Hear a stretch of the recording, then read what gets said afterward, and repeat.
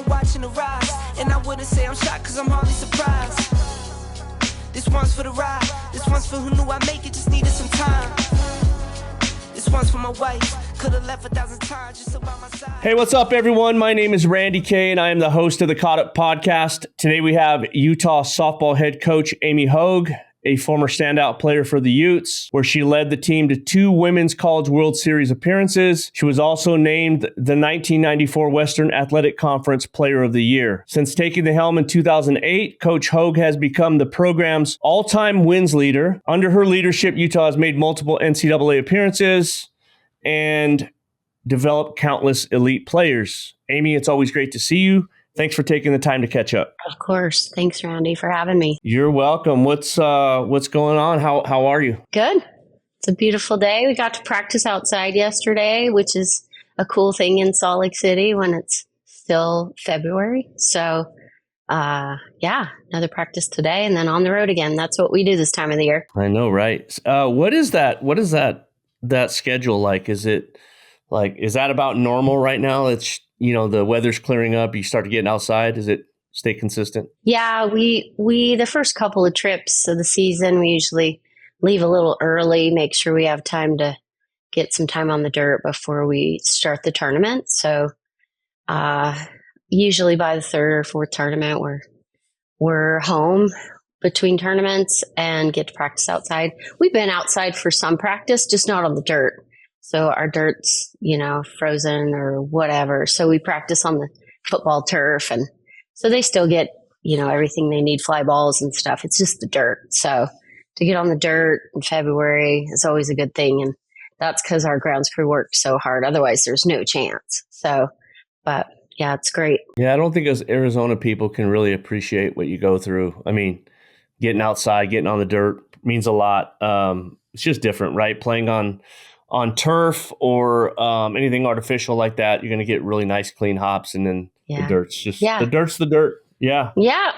But it's fun because I've known nothing different, right? So you think about all the years I've been here as a player and then as a coach, it's always been this way. And I actually think the advantage, we have a couple of advantages. One is the game on the turf plays really fast. So usually if we're throwing out base runners that are running on turf, they're slower on the dirt. So we're prepared at a faster pace. And the balls that are getting through the infield on the turf, we get closer and closer to those. And by the time we get on the dirt slows things down oftentimes. And so we're getting to balls in the gaps a little bit more. So, and also my team ends up being like caged animals, right? We're in this indoor football facility and then we get outside in Palm Springs or in Phoenix first weekend this year and they go crazy. Like they've never been outside in their lives. And the joy just to be outside, they don't take anything for granted. So the gratitude is there. We have 4 kids from Hawaii on our team and they just came to life. It was like, this is the greatest thing of all times. And the other teams are looking at us like, what's up with this team? We're just glad to be outside. So, and training is serious in the indoor, in January. So it's like, get your work done. And then we get to go play. And it's very clear that it's different and it's time to go play the game that we love and that we train so hard to play. So I kind of like it. I'm not saying I wouldn't like 70 and sunny every day in San Diego to train, but I do think that there's a little bit of something that works for us that's not all just against us. Yeah, I think there's a little bit of a grittiness that comes that, like you just said, you don't take it for granted. That extra shot or dose of vitamin C, I think is nice after not having it. And then, I know we take the sun for granted for sure, and it's about to get hot here. So we'll see how it goes. Yeah. Let's talk about your early journey. What first drew you to softball? Like, what made you decide you wanted to become a softball player? That's fun. Well, my dad was a baseball player, and then I had an older brother that played baseball. So I pretty much grew up with a glove on one hand and a fly rod in the other hand. So I think my parents nailed it.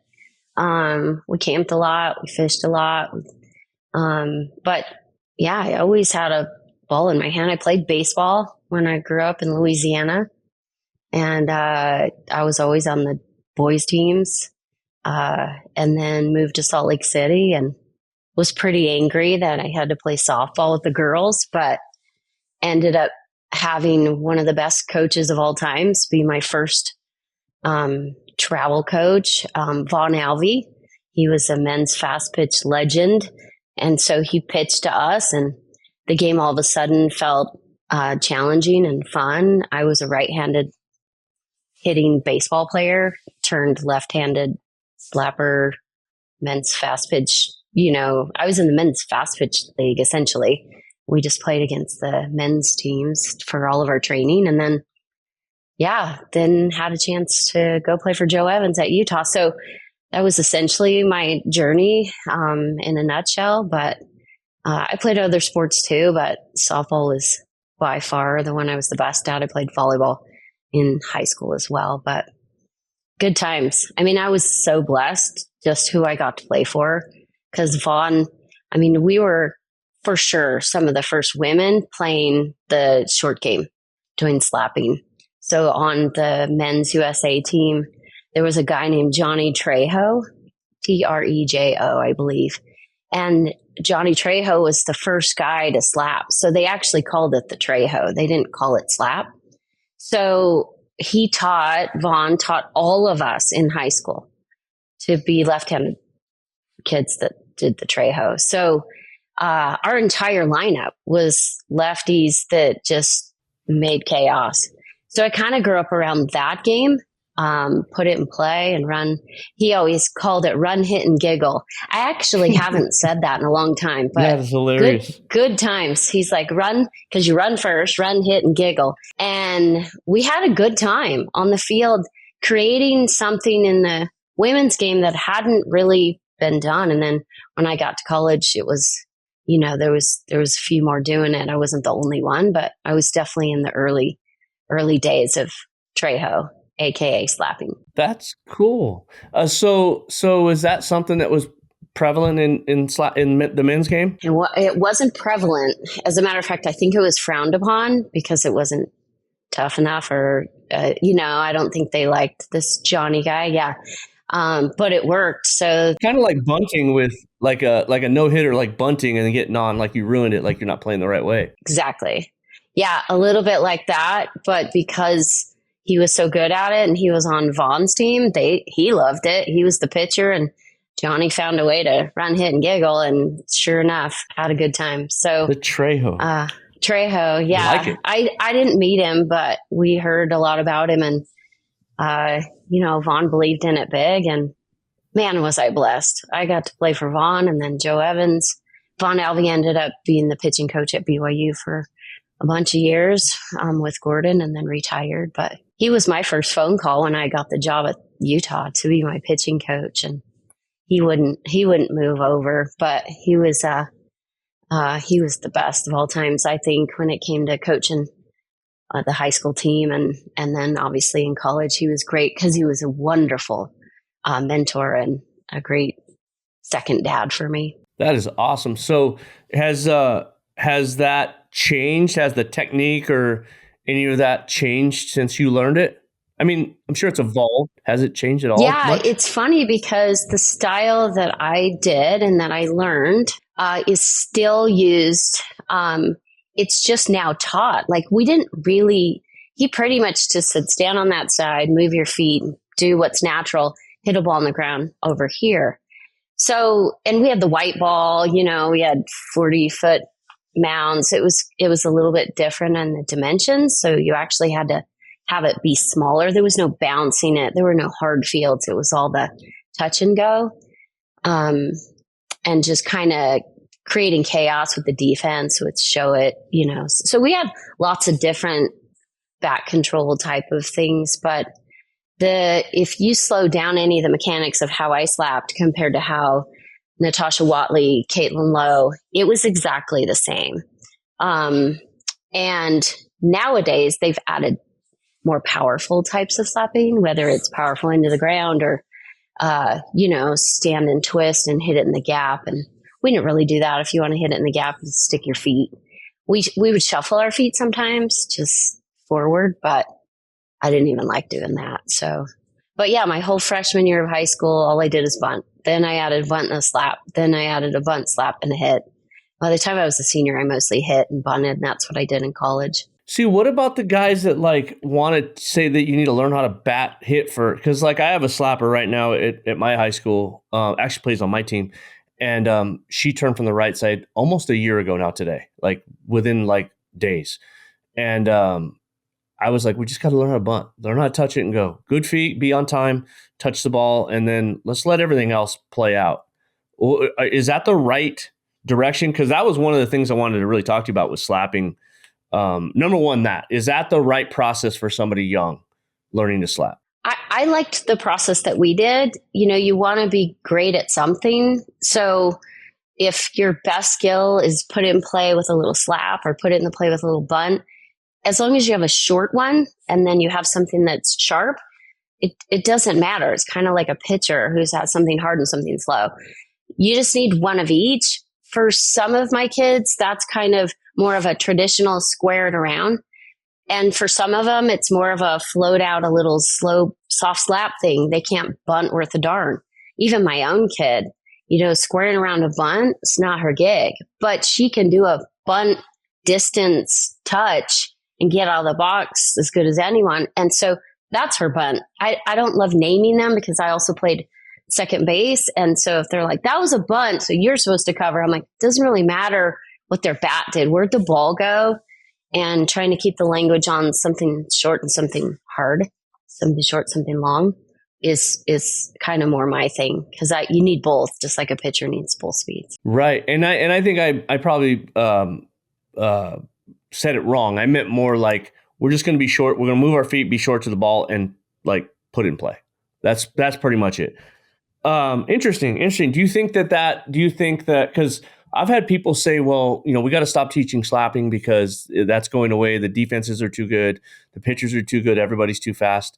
I still feel like there's a huge part of the game that relies on that, on the slap game. What's your thoughts? Yeah. I mean, I think it's becoming harder. You can't just be a one trick pony, right?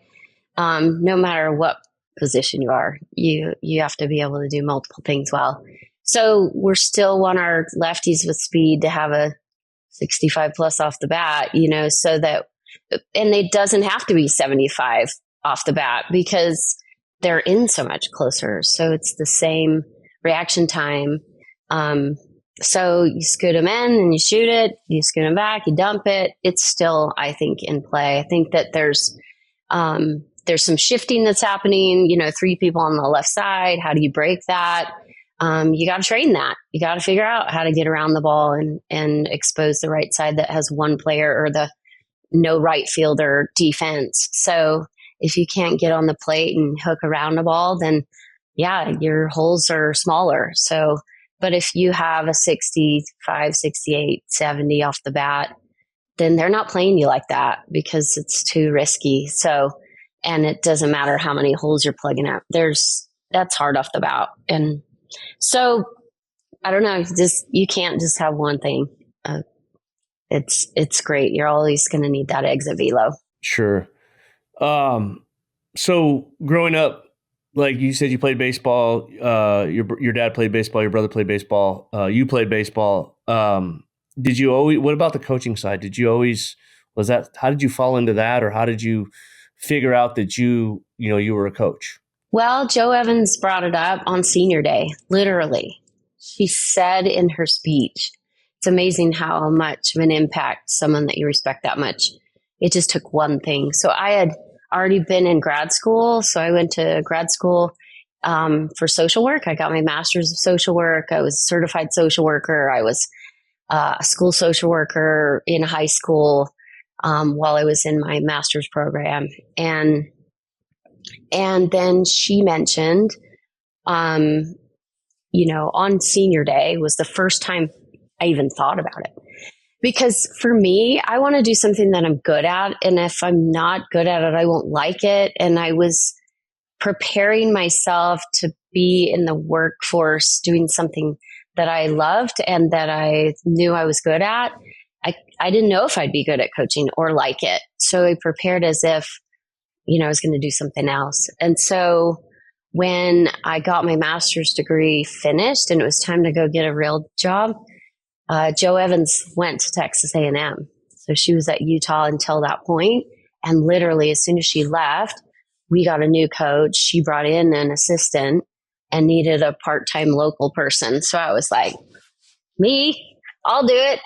And so I got to still do my social work job and coach part-time. And I got to kind of see, do I like it? Am I good at it? And it didn't take long before I was hooked. And I'm still trying to figure out if I'm good at it.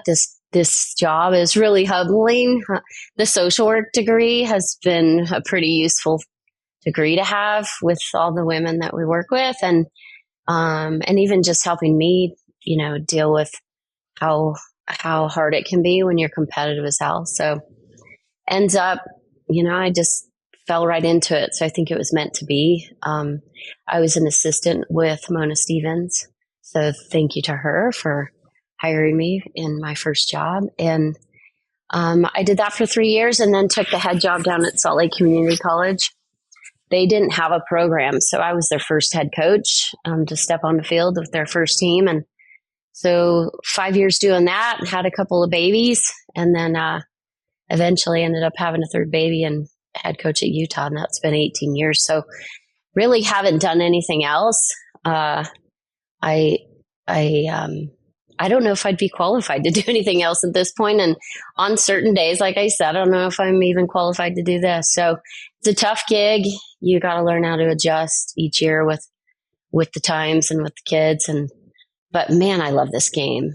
And, if I'm going to miss some sleep at night because I'm into my binder with my synergy scouting hitters, I forget that it's the middle of the night. It's that much fun for me still. So if that ever stops being fun, I won't do it anymore. It takes too much time. And if you don't love it, it's not going to turn out a good product. So, and it's not good for the kids. I got to play for someone who absolutely loved it, who took care of me. And in a way, Jo Evans, who was so prepared all the time to be whatever we needed, that I think every kid deserves that. So I try to be that. And if I stop being that, I'm done. Yeah, you mentioned that you never really thought about coaching until Coach Evans brought it up on senior day. Looking back, your experience of playing under her, aside from what you just mentioned, the caring and being prepared, what else can you pull from your playing days at Utah that made you the coach you are? That's fun. She loved us, and you knew it. You felt like you were one of her kids, and that mattered to me a lot. I was really competitive and hard on myself. As a matter of fact, I was a terrible teammate until, well, my teammates might say the whole career that I had. But I think I finally, I call it my junior and a half. I was had a year and a half left, and I finally realized that when I was in my competitive rage, it was hurting other people. I thought it was just, it was okay because I was showing how much I cared, but it actually hurt other people. And so she was the calm to my storm. She showed up right where, I needed her to be. And she also probably lit a fire in some others. So she wore a lot of different hats. And I think that I'm a different personality than her. So I added my own little style to things, but I tried every bit of trying to be like her that I could, because she really wore different hats for different people and was a successful coach. We went to the World Series twice with that group of mine, my freshman year and my senior year. And yeah, I don't even know if we had any superstars on our team. We just teamed everybody to death. And we'd beat a team and I'd look at them. They're giant and they're stronger and they're faster and they're UCLA or whatever. And I'm like, we're just Utah, but we learned how to play together and find joy on the field. And, Jo's a family person. She understood how to build a family on the field. And the family I grew up in, the parents I was blessed to have and still blessed to have, that's what I bring to the field. It's just love and joy and hard work. And you put all that together and you can beat teams that are, David and Goliath a little bit, because you out teamed them. And I think life's too short. The older I get, the more I realize that there's a lot of heart in the world, and the field can be an escape to that. Right. And for these young people, I don't think they know how to do that. So I get to teach them that this can be a place to get away from the hard. This shouldn't be the hard. This is a game, and it can be fun. So how do you like teach your kids that like the game is not defining you, like, living and dying on every outcome? Like, how do you handle that with your players? I try to change the subject on them a lot. I talk to them about Google Earth and how if you go in, you can zoom right into your driveway and right into that car that was parked there. Or did I mow the lawn that day? Like, you can look in really close and it can make you crazy. So I talk to them, and actually my brother taught me this, so shout out to him. But, sometimes we need to hit that minimize button and back out. And, it's like, hey, how was your weekend? What'd you do today? Nothing softball. And remind them that I see them as a person. And I think that that's easy for me to do because I do see them as a person. And I mean, some of them I need to zoom right back in, and others I need to zoom out. So understanding who those kids are that need a little zoom in, a little zoom out. But they know my tricks now. I'll start bringing up something. They're like, oh, I'm getting too zoomed in, huh? But we do a question of the day, and they take turns coming up with a question. And it's so random. It'll be, what you do on your day off, and give me a high and the low of your day today. And none of it can be softball at all. It's like, what are you looking forward to this weekend? My dad's coming. My mom's going to be there. My grandma gets to see me play for the first time. The 80 degrees. You get to just say something. It's a real quick pop around the circle question of the day. We try to do it every day. We miss it some days, but really doesn't take long. It connects you as people. And then you have follow-up conversation as you're leaving. Hey, my grandma's coming too. And it just continues a conversation. So it reminds us to be, people and athletes, not just athletes. Yeah, I think we all forget that. I forget it as a coach all the time. And I've even actually tried really hard to, if I think of a kid, to text them. Like, hey, just thinking about you, how you doing, how you feeling. I've been doing this with my not only my travel ball team, but now my high school team. Yesterday, my high school team were, a couple, 2 or 3 weeks in, we're starting to go every day. Some of the younger kids are starting to feel it 5 days a week. It's not long. I go only about 2 hours and 15 minutes, but I try to make it efficient and fast. And we do some running. But like yesterday, I brought them popsicles. I'm like, hey, and it was funny because like that seemed to, after our triangles that we have to run, seemed to be like the biggest thing ever. And so, I mean, I'm trying really hard to do that myself. I wish I can get better at it. And that's why I'm talking to people like you, so I can figure out your tricks. Yeah, we do that stuff. Popsicles still work, although it's more hot chocolate this time of the year for us. Right. But yeah, it works. We even did that. The team, we did a 5-pitch inning the other day we have a really young pitching staff, right, as far as experience in the circle. And, one of our pitchers gave us a 5-pitch inning. And I don't even think my team understood how big of a deal that can be and what a momentum shift that can be for us coming off the field in 5 pitches. Their pitcher had a really long inning the inning before. I'm like, and they didn't know, it's a game IQ thing that I'm trying to teach them.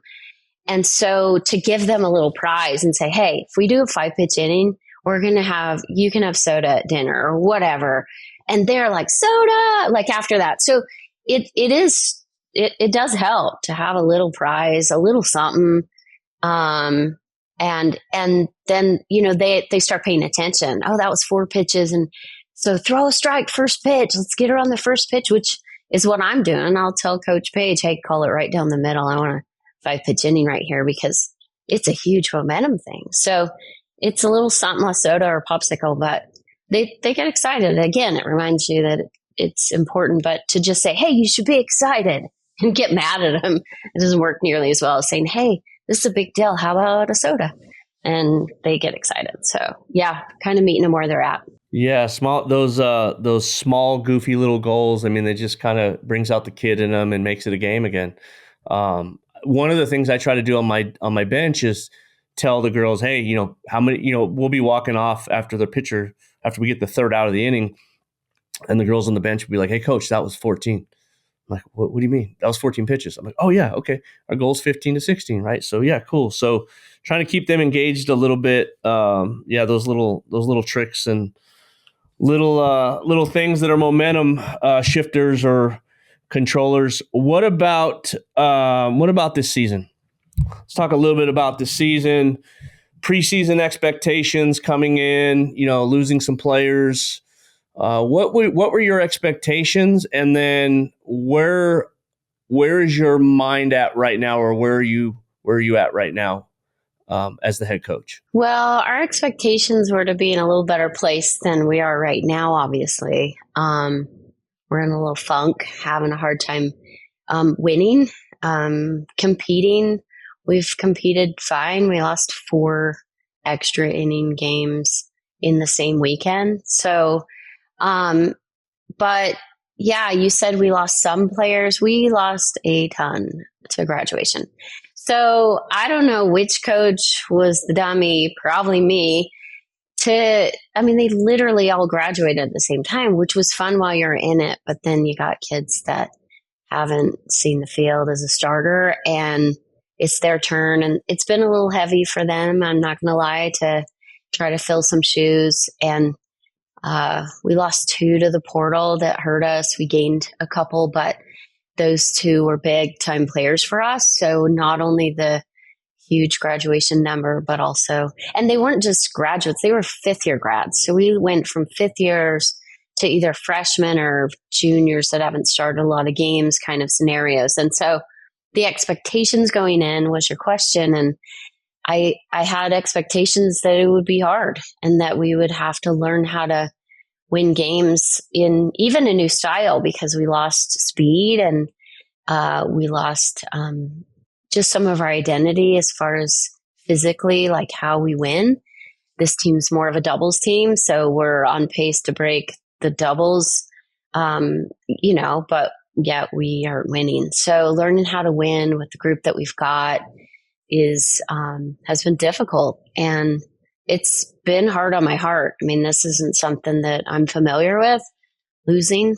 And so it's been hard on me. I don't think I've been a great coach of late. I think I got a little negative. I think it hit me harder than I thought. So thankfully I have great coaches who have said, hey, it's getting too heavy. So I think my expectations maybe were too high, that we would be winning as we were transitioning, rather than, when we moved into the Pac-12 from the Mountain West, it feels kind of the same transition for me right here, where we were losing a lot, but we were getting better every day. So if we're losing and getting better, then it's a win, because then it's just around the corner.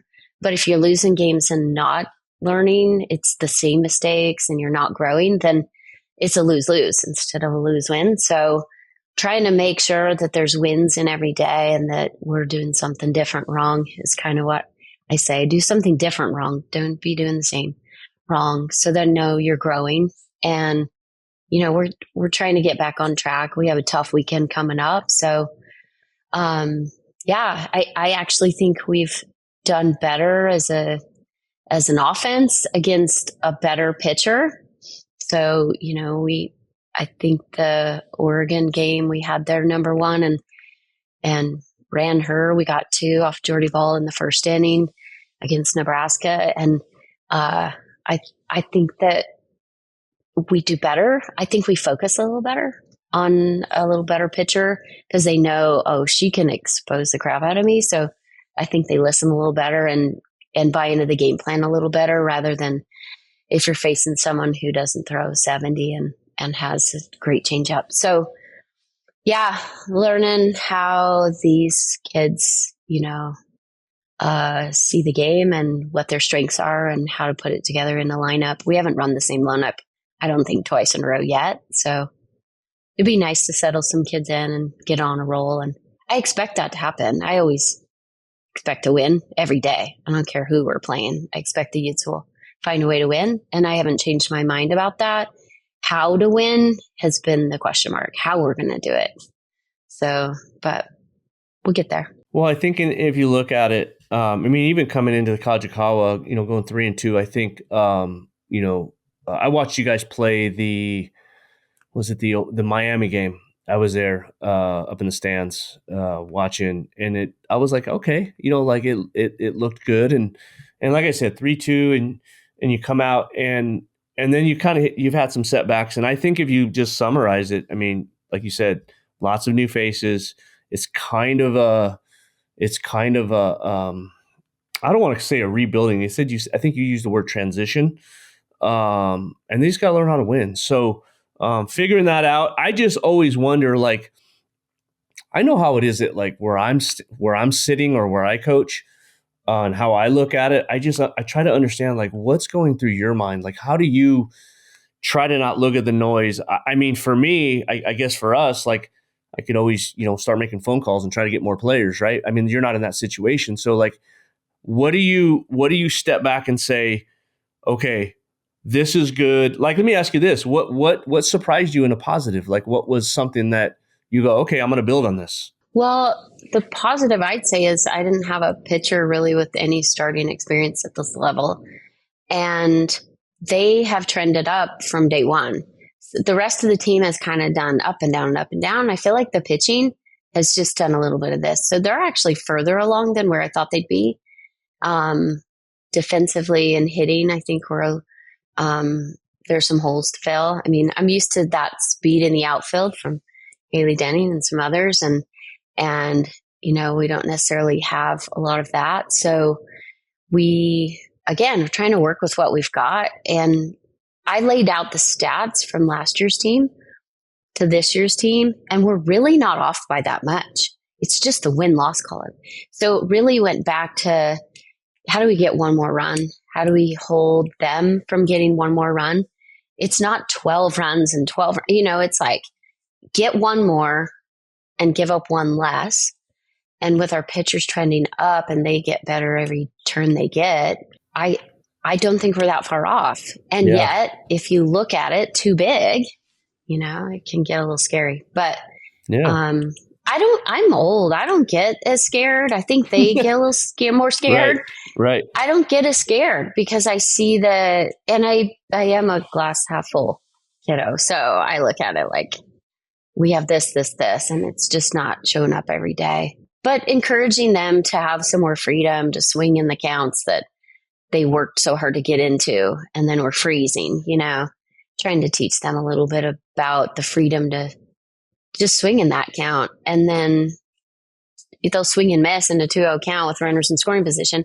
And I'm over there like, heck yes. And they're like, why are you cheering? I'm like, because last weekend you took that pitch, and this weekend you're going after that pitch. So teaching them the character that it takes, the resiliency that it takes to, not let that affect them and to learn from it. So your next at bat is better.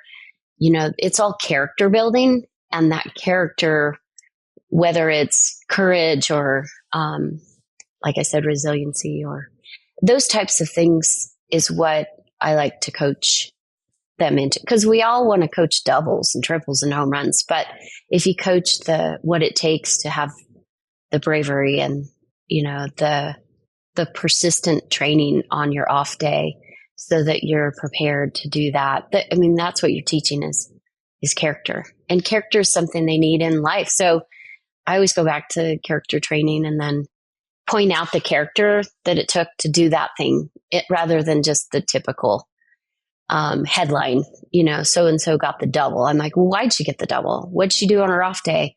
What counts did she swing in as opposed to the counts she didn't swing in the weekend before? So everyone's going to talk about the double, but I'm going to talk about the character it took to put yourself into the position to get that double, which started way before that actual swing.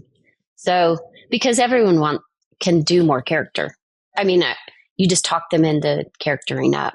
And when you praise character, they just give you more, so growing that, I read a book called Making Character First, and it's actually a business book. He took a business that was booming and turned it around just based on this type of stuff. And, if you tell someone they're doing a good job with with their, teamwork or some type of character building, then they can always do more of that. It's controllable. Our game is so uncontrollable that anytime you can talk about something that you have full control over doing better, they're going to dig on that because that feels manageable. Whereas some of the other stuff doesn't feel manageable. And then they have anxiety and lose control. So what can you control? Let's grow your character. And, last year we had 6 main character things that we thought were important. Every great team has it, high level of passion and effort. And so the areas that we're low in, we try to grow those areas. And I try to give them a lot of growth opportunities. They hate when I say that. I'm like, hey, I'm going to give you a growth opportunity. You mean you're going to call on me in the circle to say something? I'm like, probably, but growth opportunities is what it's all about because the real world is going to ask them to be ready for that. So, and this is their time to practice it, where it really should be family and safe to fail and to grow. And so, yeah, a lot of growth opportunities in front of us. Love it. Love it. It's kind of like, like you said, the preparation before the double. What did you do to put yourself in that situation? What did you do to take advantage of that opportunity? It's kind of like, again, focusing on the process versus the outcome. I love that. And then, so let me ask you this. So are you like, you've identified a couple of things, you said, how do we score one more run? How do we give up one less run? You're kind of managing, the praise and that stuff. And then you hand it off to your staff because you have an amazing staff, right? So amazing. Do you hand that off and just say, here's what I think, here's where we can probably do some things. And then you just let them do their work. Talk a little bit about your staff and how you utilize them. Yeah. It almost works opposite of that. They game plan, they come up with it, I listen, and then I help them organize the pieces to put it together on the field. I do some game management stuff, but they do a lot of here's what's missing, here's what we see, here are the ideas, and then I help us organize it in a practice plan and make sure we see growth in those areas. But they're their own head coaches of their own areas. Kaye has the defense, and Courtney has offense, and Paige has the pitching. So, I get to oversee that. It's a new day and age where we get to have the old guy in the room that has different set of skills. And they're in their computer and doing the grind way more often than me. I'm in diagnosing a little certain something for a defensive shift that, we keep getting beat on, or a slapper thing, but mostly they are. And then I help us organize it and be there for crisis management stuff and do some of the boring head coach part of it. But I actually am trying to back out more and more all the time so I can get a better overview of what's going on in all the areas rather than, I used to help manage the defense on the daily, and now that's Coach Kaye. So she's running that. And so it's a cool new space for me. I'm not going to lie. I don't think I'm great at it yet or love it as much, but because of the people I get to be around, Paige Parker, let's get real. There's no way they shouldn't every minute listen to what she has to say. She's done everything they've done and then some, because she's doing a really good job of managing their pitch counts and keeping them healthy, because she knows how hard it was for her to take the load she took. She said she wouldn't give any of it back. She wouldn't change any of it. And she wants to see if we can have some more pitchers to take the load together. And that's what our game is these days anyway. Not a lot of people are throwing 7 innings. So yeah, she's managing that great and has a great relationship as the head coach of that area. And then Kaye, like I said, doing the defense, came from Washington, came from UCF, did the pro league in the summers and was ready to take over. And so she's managing that. She played infield and outfield, so she has a great view of our defense and what they need. And then Courtney, I can't get her out of the hitting cage. She just lives in there. I think we should set her up a bed in there, but she loves hitting and won't stop learning it and talking about it. I think she knows so much that sometimes I have to remind her to slow down, and that the kids walking in the door don't know any of that. You can't act like they're caught up to you. she's like, are you following? And then she just keeps going. I'm like, hold on, you didn't give them time to answer.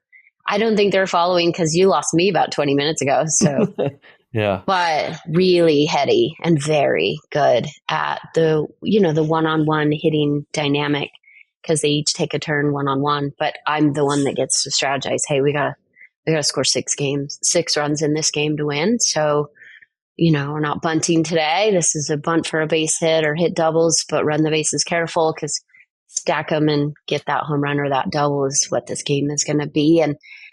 And that's just based on, the numbers and who we have pitching and who we're facing. And so what the score needs to be. So that's fun part for me. I love game planning in that sense, but yeah, a lot of us doing a lot of things. So I love that. They're all head coaches of their space.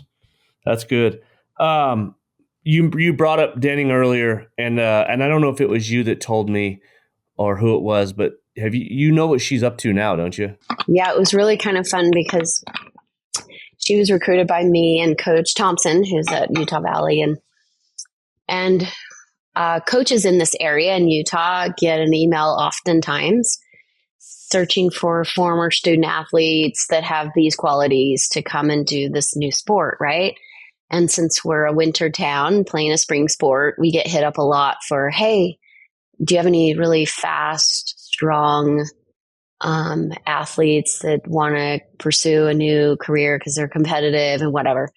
And we both had gotten this email and we both replied and then sent it to Denning, my former, she was phenom as far as pace on the field, as far as strength in the weight room. I mean, she had all the qualities they asked for, and sent her name up to the USA Winter Olympic team and said, hey, you should try this bobsled / skeleton thing. They didn't specify which one at the time.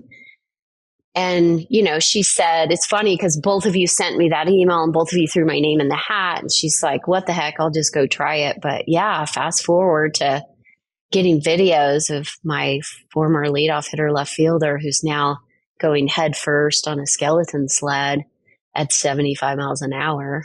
I don't want to cut her short. Maybe it's 78 miles an hour. I don't know. Super fast with this tiny equipment. I'm like, it's up there.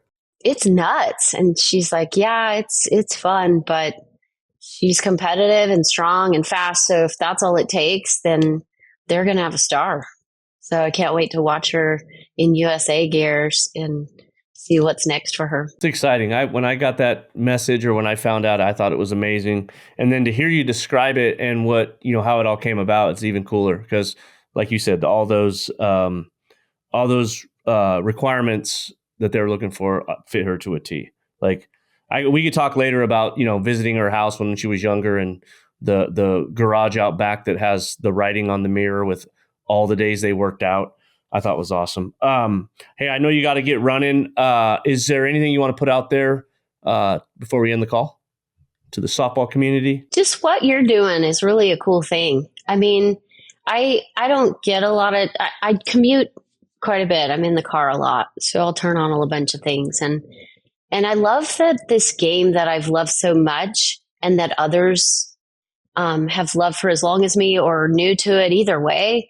Like I never had any of this. I never got to just turn it on and listen to it. And I know people that are just retired, that are just listening to this stuff all the time. And it's fun because it's the greatest sport out there and it's growing all the time, and it's growing and it's great because that's what our sport is, but also because of people like you putting it out there and people like you that are great to listen to. I mean, I've been a fan of you and that I had my kid play for you because I appreciated the way that you are with the girls. It matches the way that I think we should be. It's a call out to coaches. I think that you can be a mom, you can be kind, you can love on your kids and still go to the highest levels. Because I think that we don't always see that. So I'm always gonna, if given the opportunity at the end of a pod, give a little bit of a,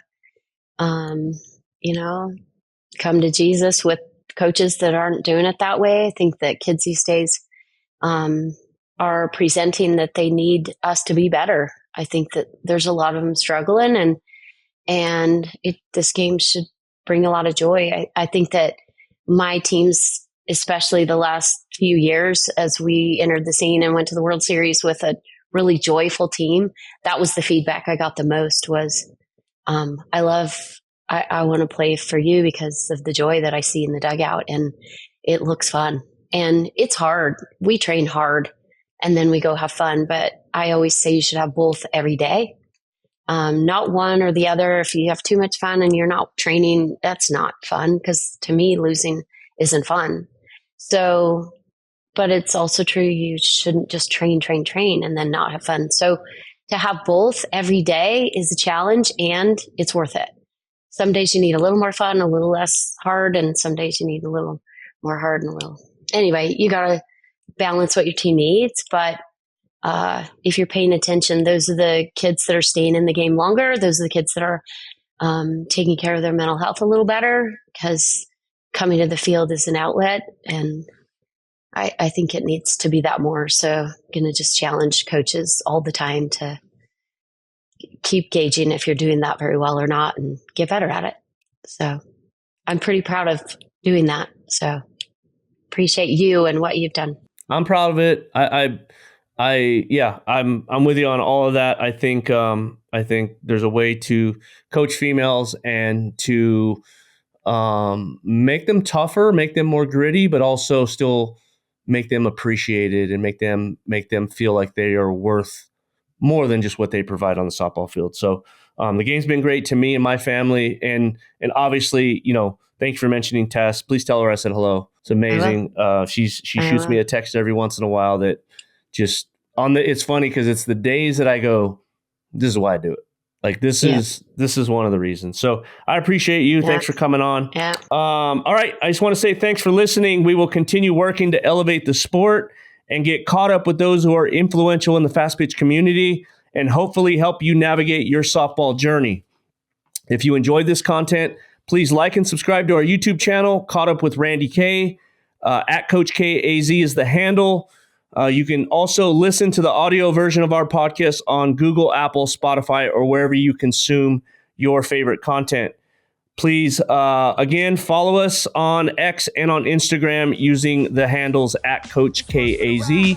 Thanks again. This one's for my wife. Could have left 1,000 times just about my side.